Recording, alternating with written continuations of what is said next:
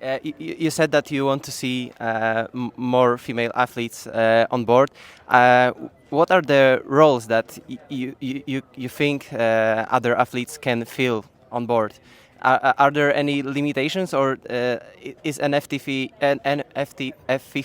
construction boat that women can fill any position on board?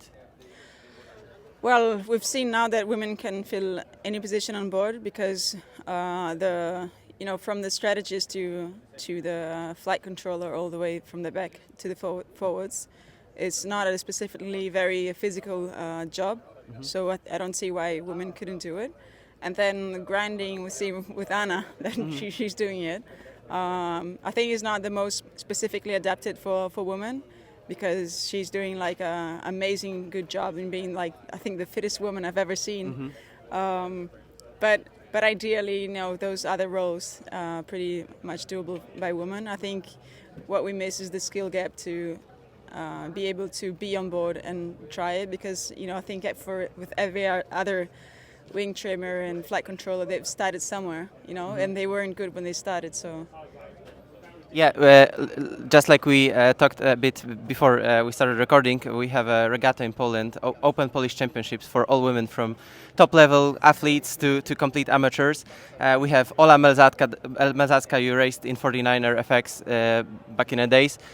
What would you tell to all the athletes, from top athletes to junior athletes that are on the path to the Olympics? What would you say to them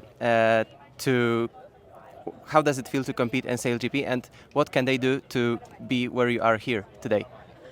I think when I started sailing, they weren't these positions when I started sailing to aim for, and they might think, oh, it's going to be really hard to bring up another SailGP team. But by the time they're the junior sailing, and by the time they're full professional athletes, there might be a lot of other positions that are going to be like open at that time. So I think you shouldn't you should always work in your best with what you have now, and you never know the opportunities that might open in the future.